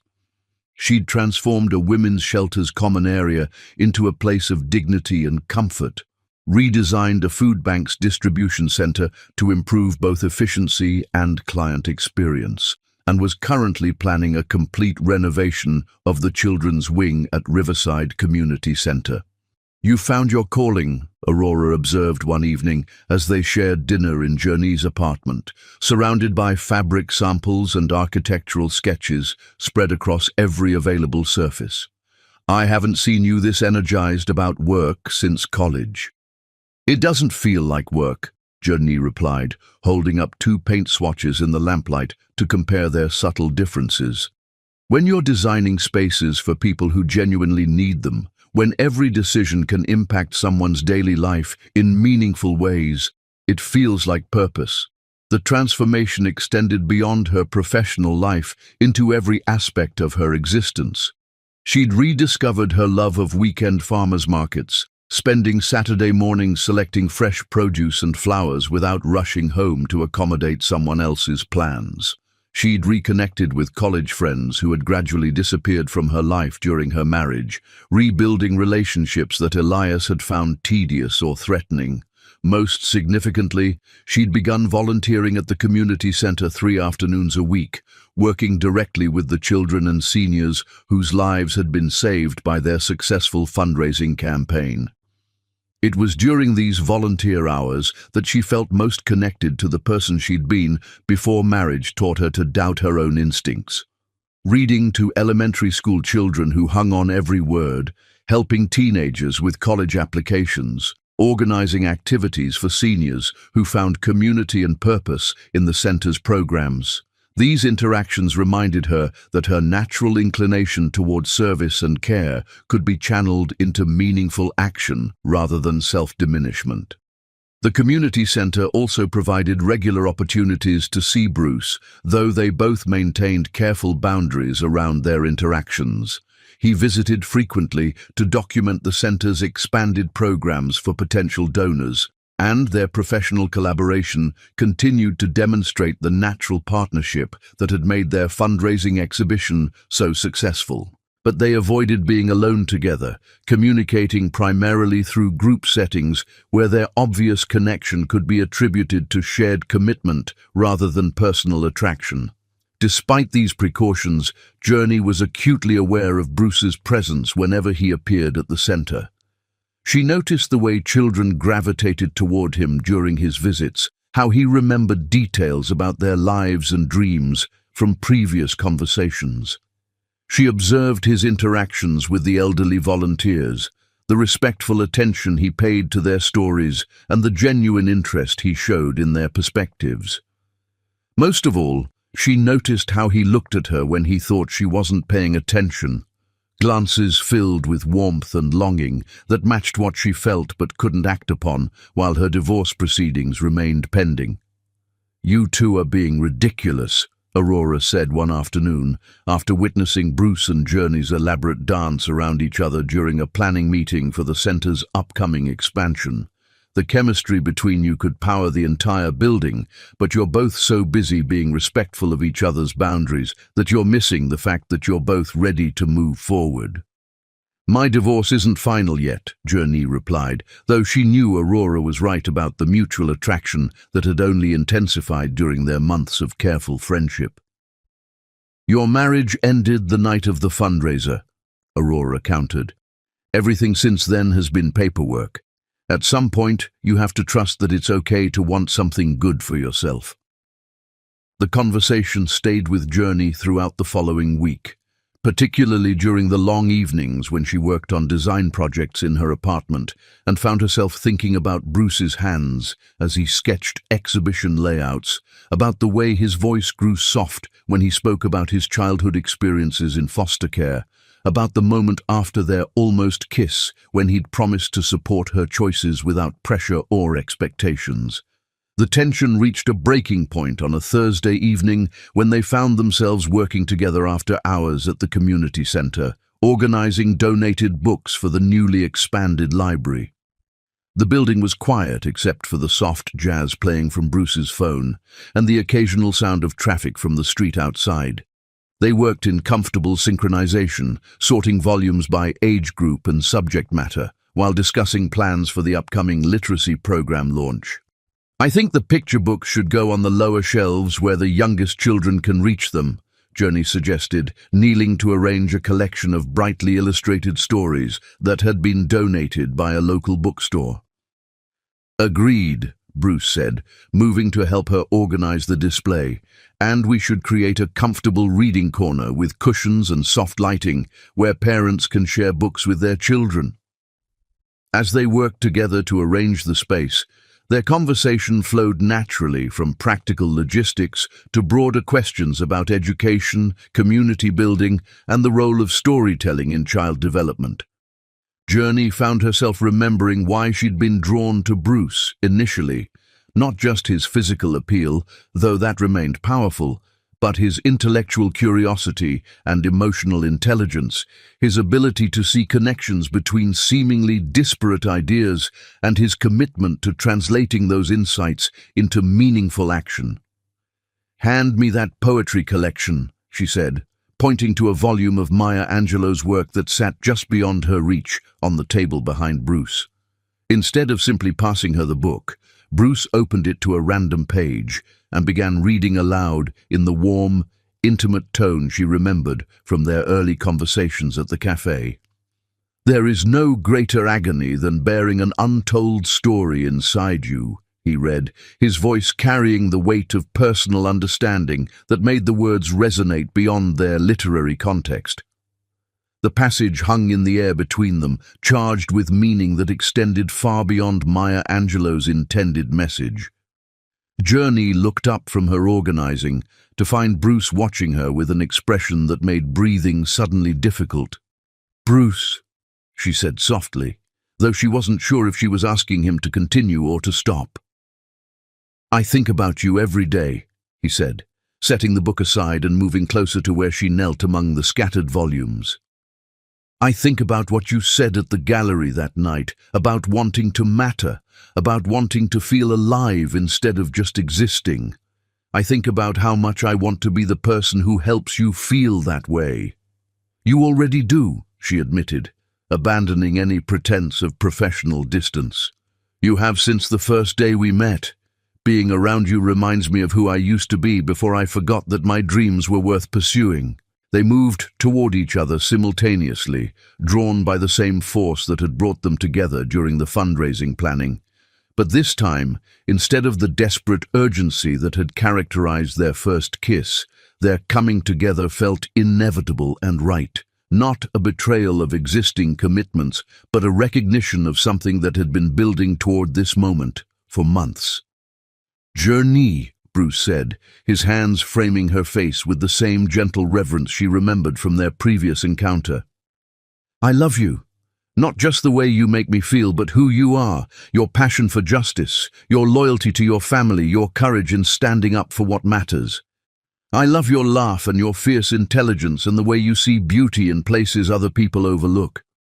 The declaration was everything she'd dreamed of hearing and everything she'd been afraid to want. For months, she'd told herself that her feelings for Bruce were complicated by the timing, that she needed to establish her independence before considering a new relationship. But listening to his words, seeing the sincerity in his eyes, she realized that love didn't wait for perfect timing. It arrived when hearts were ready to recognize it. "I love you too," she said, the words emerging from some deep place of truth she'd protected during all the months of careful friendship. I love your kindness and your vision, and the way you make me feel capable of anything. I love how you see people, really see them, and how you use your privilege to lift others up instead of setting yourself apart." The kiss that followed was tender and profound, carrying the weight of everything they'd been holding back and the promise of everything they wanted to build together. When they finally broke apart, both were crying tears of relief and joy and recognition. "What happens now?" Journey asked, though she felt more certain about the future than she had about anything in years.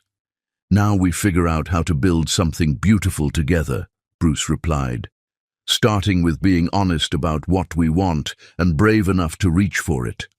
As they finished organizing the library in companionable silence, Journey felt as if she were experiencing her life from inside a perfect moment she wanted to preserve forever.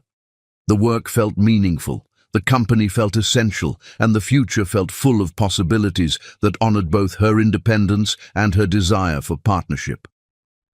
Later that evening, after Bruce had walked her to her car and they'd shared another kiss under the streetlights outside the community center, Journey drove home with her heart full of gratitude for the journey that had brought her to this point. She thought about Mama Rose's wisdom, about recognizing true love when it arrived, about Aurora's encouragement to trust her own desires, about the community of people who'd supported her through the difficult transition from her marriage to her new life. Most of all, she thought about Bruce's words about untold stories and the agony of keeping truth hidden. For too long, she'd been living a story that belonged to someone else's vision of who she should be. Now, finally, she was ready to write her own chapters with someone who saw her clearly and loved her completely, not despite her strength and independence, but because of them. The road ahead would require continued navigation of her divorce proceedings and the eventual public acknowledgement of her relationship with Bruce. But tonight, driving through the city streets toward her apartment that felt like home, Journey was certain that some stories were worth the complications they created.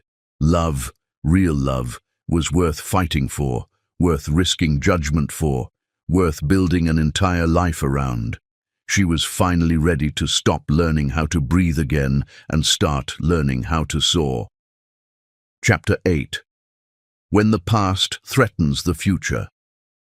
Sometimes the price of choosing authentic love is having your truth twisted into a weapon by those who mistake cruelty for power. And Journey Queen learned this lesson while reading her name in a newspaper article that transformed her love story into a scandal designed to destroy everything she and Bruce had built together. The article appeared on a Tuesday morning in the society section of the city's largest newspaper, written by gossip columnist Victoria Sterling, with the kind of venomous precision that suggested careful coaching from someone with intimate knowledge of the subjects involved.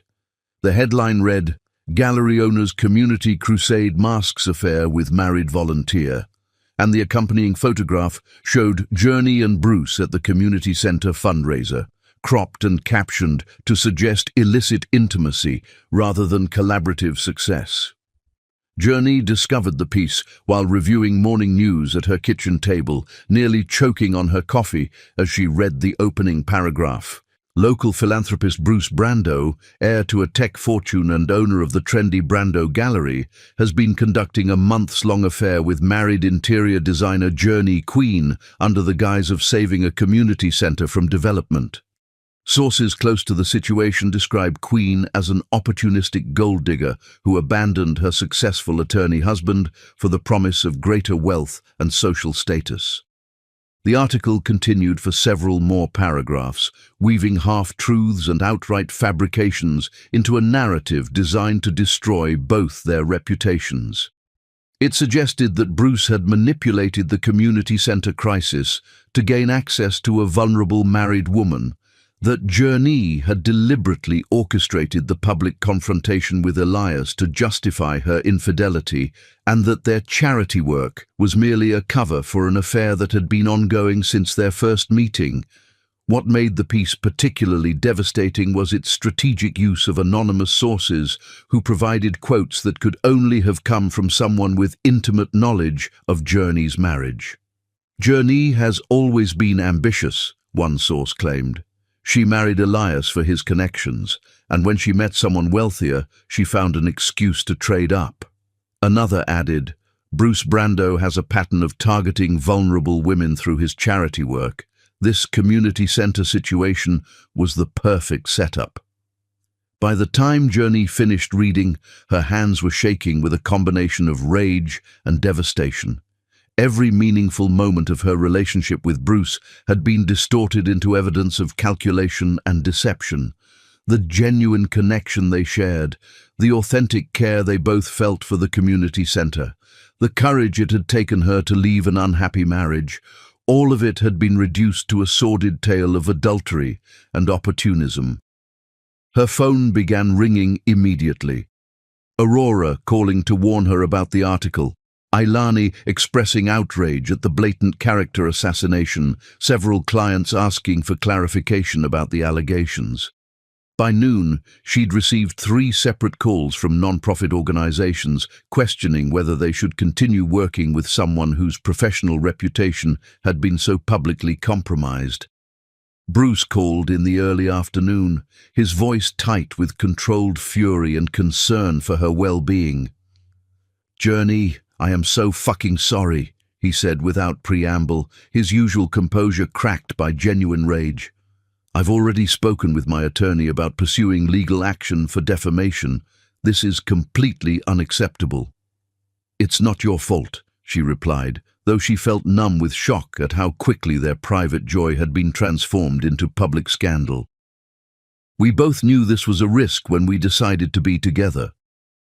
We knew some people might disapprove of the timing," Bruce said.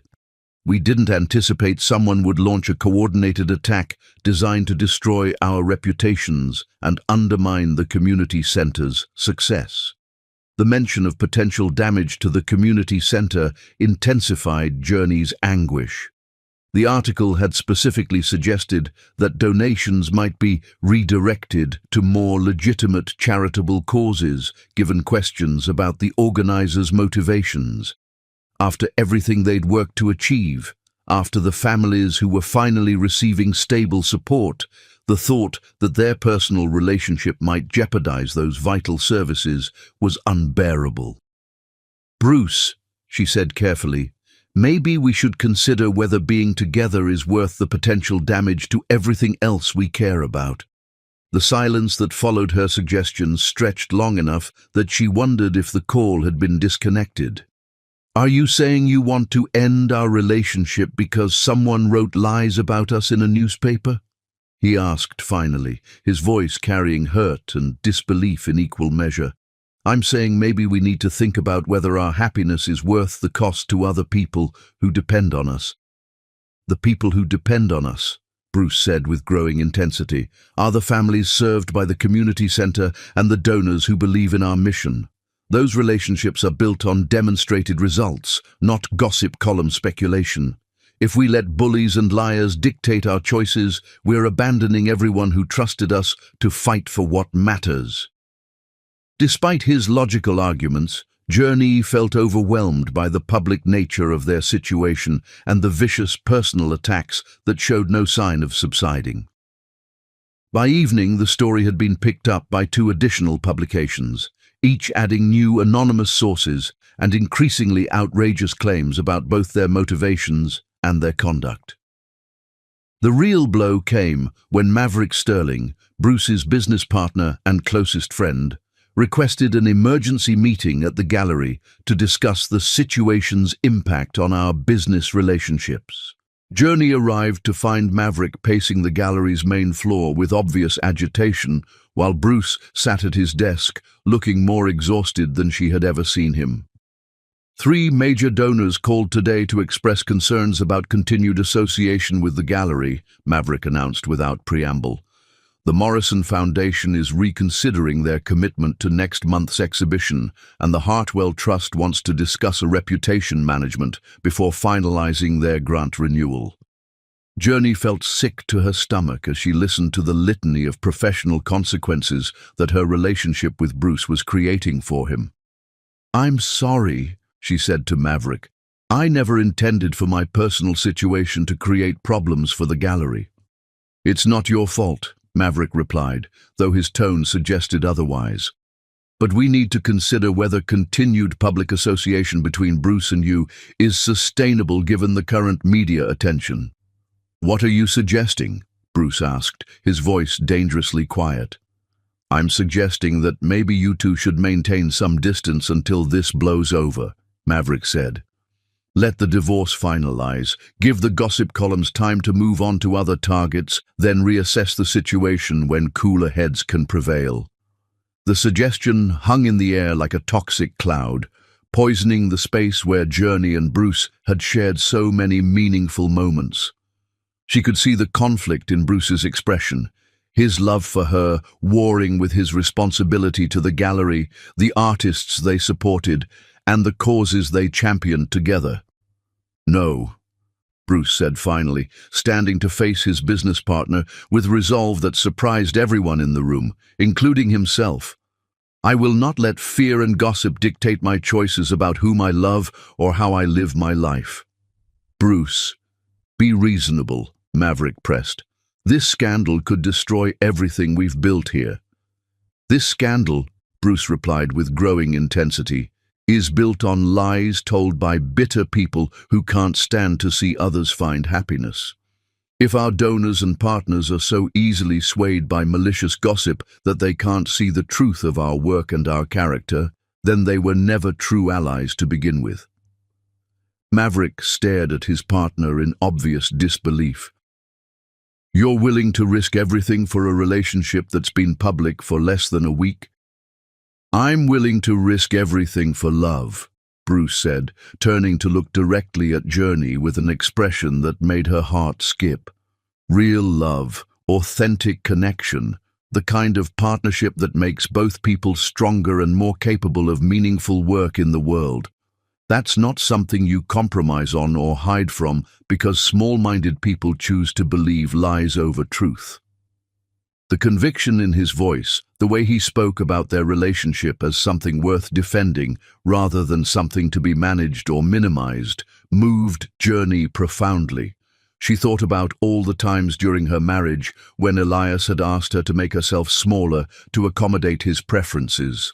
All the moments when she'd been told that her authentic self was too much, too difficult, too inconvenient for others to accept.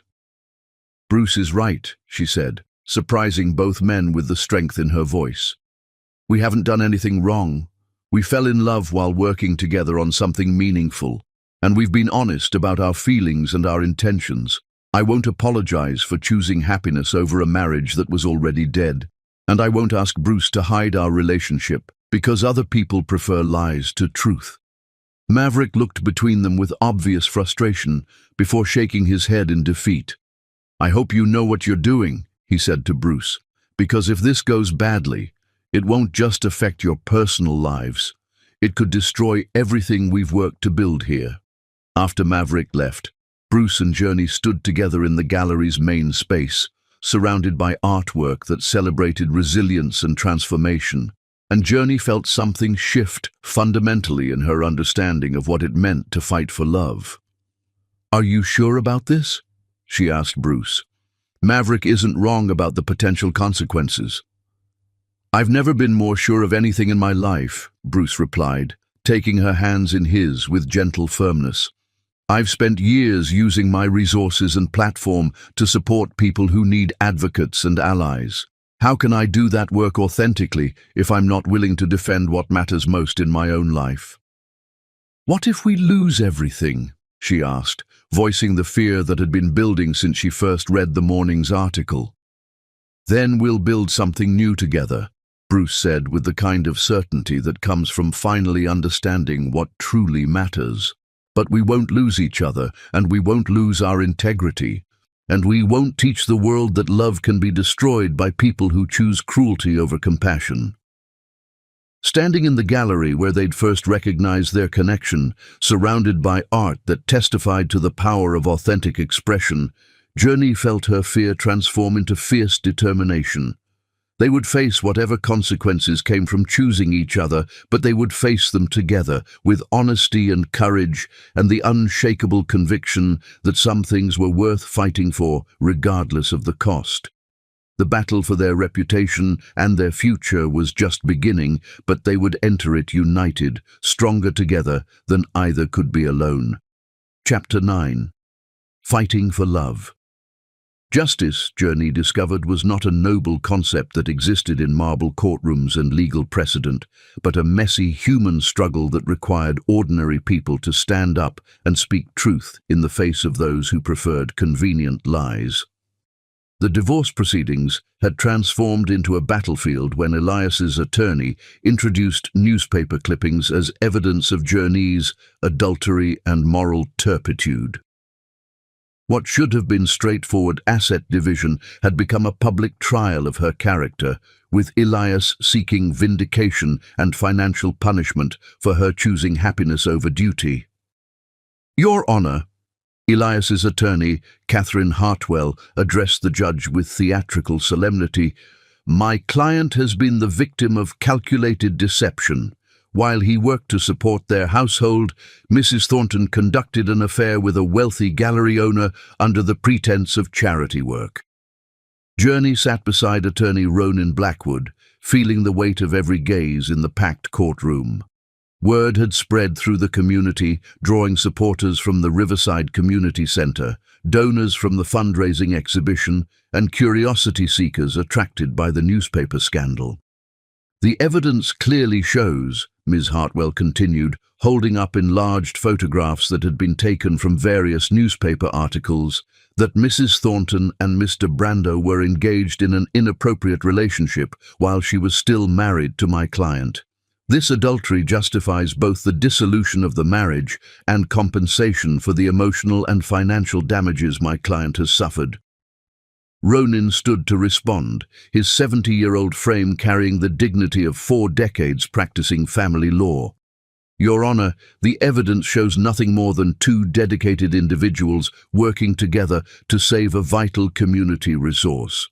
The timeline clearly demonstrates that Mrs. Queen's marriage to Mr. Thornton was already irretrievably broken before she ever met Mr. Brando, and that any romantic relationship between them developed only after she had made the decision to end her marriage." Elias took the stand first, presenting himself as a wronged husband, betrayed by a wife he had loved and supported. His performance was polished, painting a picture of a woman who abandoned her commitments for a wealthier option. "I gave Journey everything," Elias said, dabbing his eyes with precision. "A beautiful home, financial security, social status. I thought we were building a life together. Then she met this gallery owner, and suddenly our marriage wasn't good enough anymore." When cross-examination began, Ronan's questions revealed cracks in Elias's facade. "When was the last time you attended an event important to her?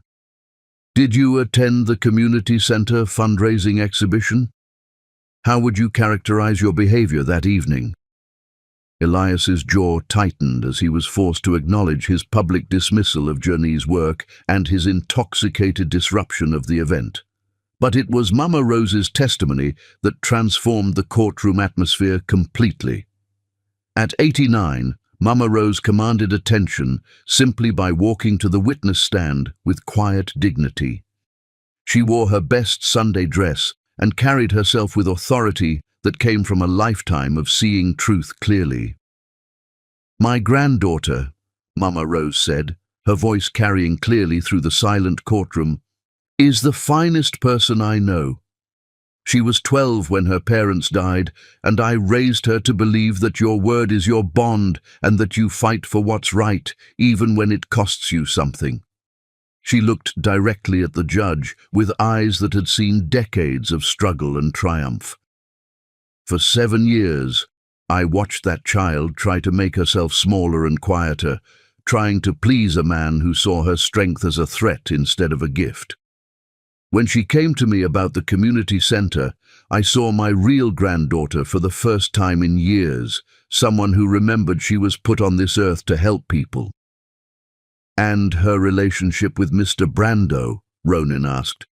That young man loves my granddaughter the way she deserves to be loved, Mama Rose said without hesitation. He sees her heart and her mind and her soul, and he wants to help her be more of who she is, not less. That's what real love looks like. The surprise of the day came when Bruce asked to testify voluntarily on Journey's behalf. Neither attorney had called him as a witness, but he requested permission to address the court about his relationship with Journey and his observations of her character. Mr. Brando, the judge said, you understand that anything you say here today can be used against you in other proceedings. I understand, Your Honor. But there are things that need to be said, and I'm the only person who can say them. Bruce took the stand with the same quiet confidence he brought to everything meaningful in his life. He looked directly at the judge as he spoke, his voice clear and unwavering. Your Honor, I want to address the allegations that have been made about my relationship with Journey Queen. I met her when she was seeking help to save her grandmother's community center from demolition. Over the weeks that followed, I witnessed someone with extraordinary compassion, intelligence, and integrity working tirelessly to preserve something vital for vulnerable families. He paused, his gaze moving briefly to where Journey sat, before returning to the judge. I did fall in love with her during that time, but not because I was pursuing a married woman or because she was seeking financial advancement. I fell in love because I met someone who shared my values, who made me a better person, and who demonstrated every day that she cared more about serving others than serving herself. Bruce's voice grew stronger as he continued. The Journey Queen I know would never have left her marriage for money or status. She left because she finally remembered that she deserved to be with someone who saw her worth and supported her dreams. If loving someone that remarkable makes me guilty of something, then I accept that guilt gladly. The courtroom was completely silent as Bruce concluded his testimony, and Journey felt her heart breaking and mending simultaneously. No one had ever defended her with such eloquence and conviction, had ever spoken about her with such obvious pride and admiration. When the judge retired to consider her decision, the courtroom erupted in quiet conversations. Community center families who had attended to support Journey surrounded her with words of encouragement and gratitude. Several donors from the fundraising exhibition approached to express their continued support for both her work and her relationship with Bruce. Whatever happens, Aurora whispered to her friend, you've already won the only thing that matters. You've got people who see your truth and choose to stand with you. 2 hours later, Judge Patricia Morningstar returned with her decision. After reviewing all testimony and evidence presented, she announced, this court finds no credible evidence of adultery or misconduct on the part of Mrs. Thornton. The dissolution of this marriage appears to result from fundamental incompatibility rather than moral failing on either party's part. The divorce is granted, with assets to be divided equally as originally proposed. The relief that flooded through Journey was so intense, she felt momentarily dizzy. Around her, supporters erupted in quiet celebration while Elias's face darkened with obvious disappointment that his public humiliation campaign had failed to achieve its intended result. Outside the courthouse, as friends and supporters gradually dispersed, Journey found herself standing with Bruce in the late afternoon sunshine, both overwhelmed by the emotional intensity of the day. It's over, she said, hardly believing the words as she spoke them. The divorce is over, Bruce corrected gently. Everything else is just beginning. They moved toward each other, ready to finally acknowledge their love without legal complications or social constraints, but were immediately surrounded by reporters who had been waiting for this moment. Camera flashes and shouted questions about their relationship plans made private conversation impossible. "We should go," Bruce said, taking her hand publicly for the first time as they navigated through the media crowd toward his car. As they drove away from the courthouse together, Journey felt as if she were crossing a threshold into a completely new life. The legal battle was finished, her marriage was officially ended, and the man she loved had just demonstrated his commitment to their relationship in the most public way possible. "Bruce," she began, ready to finally say everything she had been holding back. "I know," he said, squeezing her hand as they stopped at a red light. "I feel it too, but let's wait until we can be somewhere private, somewhere that belongs just to us. After everything we've been through to get here, our love deserves better than a conversation interrupted by reporters and cameras." She nodded, understanding that some moments were too important to rush or share with the world. Tomorrow would bring new challenges as they navigated their relationship as free people. But tonight, she was content to sit beside the man who had fought for her in court and in life, driving toward a future that finally belonged entirely to them. Chapter 10. Coming Home to Love. Love, Journey realized as she stood before the mirror in her apartment 1 year later, was not the destination she had always imagined, but rather the beginning of every journey worth taking. The anniversary celebration of saving the Riverside Community Center was scheduled to begin in 2 hours, and she found herself taking extra care with her appearance, not from vanity, but from profound joy in preparing for an evening that would honor everything she and Bruce had built together. The past 12 months had transformed not only their relationship, but their entire lives, weaving their individual dreams into a shared vision that exceeded anything either had imagined possible. The community center had flourished beyond their most optimistic projections. The building renovation had been completed 6 months earlier, adding new classroom space, a commercial kitchen for feeding programs, and a technology center where teenagers learned computer skills and elderly residents stayed connected with distant family. The reading corner Bruce had envisioned had become the heart of the children's program, where volunteer readers gathered every afternoon.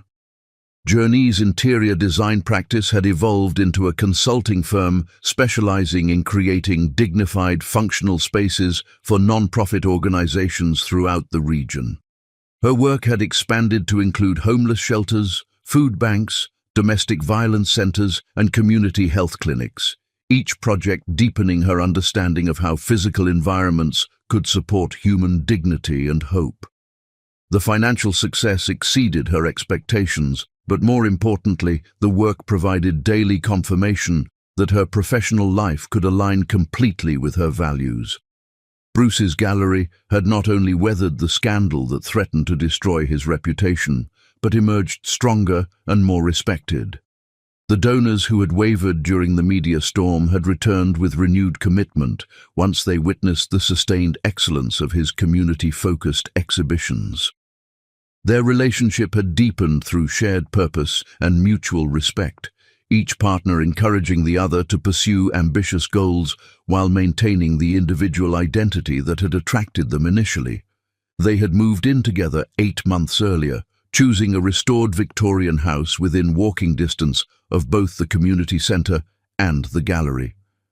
As she applied lipstick in the bathroom mirror, Journey caught sight of the engagement ring that had appeared on her finger 3 weeks earlier, during a quiet dinner at the same cafe where they had shared their first vulnerable conversation about dreams and disappointments. Bruce had proposed not with grand gestures or public displays, but with the intimate sincerity that characterized everything meaningful between them. "Journey," he had said, reaching across the small table to take her hands in his. "I want to spend the rest of my life building beautiful things with you. Will you marry me?" The simplicity of his words had moved her more than any elaborate speech could have. They had been building beautiful things together for months, not just the community center and their respective businesses, but a relationship based on mutual support, shared values, and the rare compatibility that comes from recognizing your complement in another person. Yes, she had replied without hesitation, understanding that she was not just accepting a marriage proposal, but embracing a partnership that would challenge both of them to become better versions of themselves.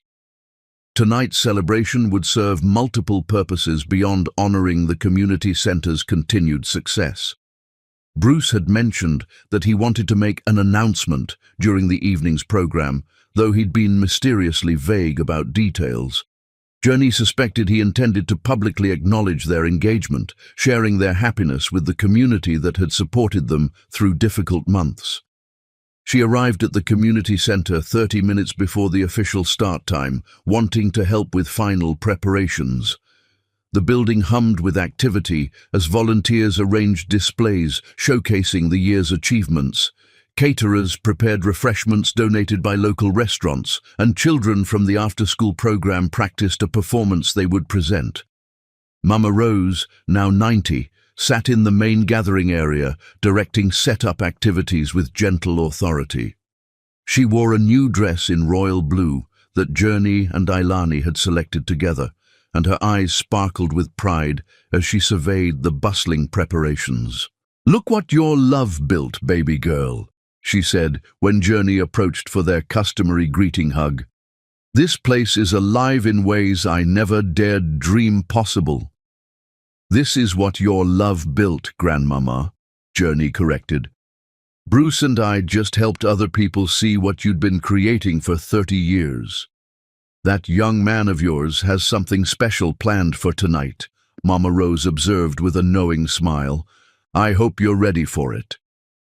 Before Journey could ask for clarification, Bruce appeared beside them carrying a box of programs. He wore a dark suit that emphasized his tall frame and a tie she'd selected because its deep green brought out the flecks of gold in his blue eyes. The sight of him still made her heart skip in the way that had characterized their attraction from their very first meeting. "You look beautiful," he said, kissing her cheek with easy affection. "Ready for tonight?" "Ready for what exactly?" she asked, noting the anticipation in his expression. "You've been mysteriously excited about this for weeks." "You'll see," Bruce replied, his smile carrying secrets that made her simultaneously curious and slightly nervous. "Just trust me." As the formal program neared its conclusion, Bruce stepped to the podium with an expression that combined nervous excitement with profound happiness. "Ladies and gentlemen," he began, his voice carrying clearly through the crowded room, "tonight we celebrate 1 year of extraordinary growth and community impact. But I want to talk for a moment about what made this success possible." He paused, his gaze finding Journey in the crowd before continuing. 18 months ago, I met a remarkable woman who was fighting to save her grandmother's life work. I thought I was offering professional assistance for a worthy cause. What I discovered was a partner who challenged me to think bigger, dream broader, and commit more deeply to the work that gives life meaning. Journey felt her cheeks warming as she realized the direction his speech was taking, particularly when she noticed Ailani and Aurora moving strategically to positions where they could capture whatever was about to happen. "Journey Queen taught me that love is not something you fall into accidentally, but something you choose deliberately and defend courageously. She showed me that real partnership means supporting each other's growth rather than demanding conformity." Bruce stepped away from the podium, moving toward where Journey stood near the front of the gathered crowd. The room grew completely silent as people recognized they were witnessing something significant. 3 weeks ago, I asked Journey to marry me, and she said yes," Bruce announced, taking her hands as the crowd erupted in enthusiastic applause and cheers. "But tonight I want to ask her something else in front of all the people who have supported our love and our work." To Journey's complete surprise, Bruce knelt on one knee, pulling a second ring from his jacket pocket. Not an engagement ring, but a wedding band that matched the engagement ring she already wore. "Journey Queen," he said, his voice strong despite the emotion evident in his expression. Will you marry me tonight, here in the place where we found each other, surrounded by the community we love and the family we've chosen? The question took her breath away completely. Around them, she was dimly aware of excited murmurs and someone, probably Ailani, crying happy tears, but her attention focused entirely on Bruce's face and the magnitude of what he was proposing. "Tonight?" she managed to ask, though her heart was already providing the answer her mind was still processing. "I arranged for a minister to be here, and I have a license," Bruce explained, his confidence growing as he saw her expression shift from surprise to joy. "If you're ready, if this feels right, we can start our marriage in the same place where we started our love." Looking around the community center, at Mama Rose beaming with pride, at the children and families whose lives had been transformed by their collaborative efforts, at the friends and supporters who had stood by them through scandal and triumph, Journey understood that Bruce had chosen the perfect setting for their beginning as husband and wife. "Yes," she said, laughing through tears of pure happiness.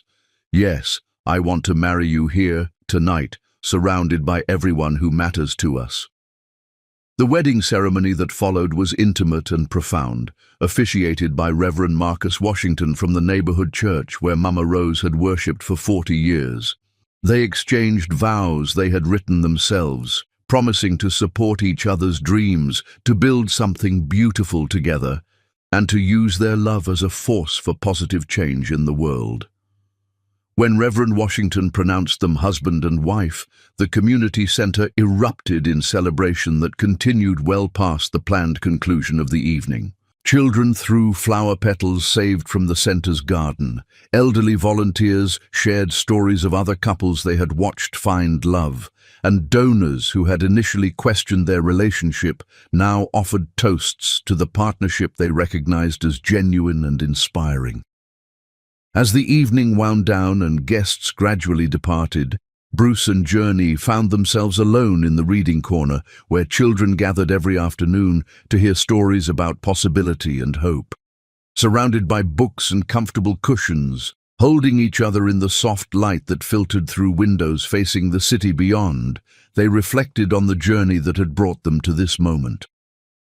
"Mrs. Brando?" Bruce said, testing out her new name with obvious pleasure. "I like the sound of that," Journey replied, settling more comfortably against his shoulder. "Though I think I'll keep Queen professionally.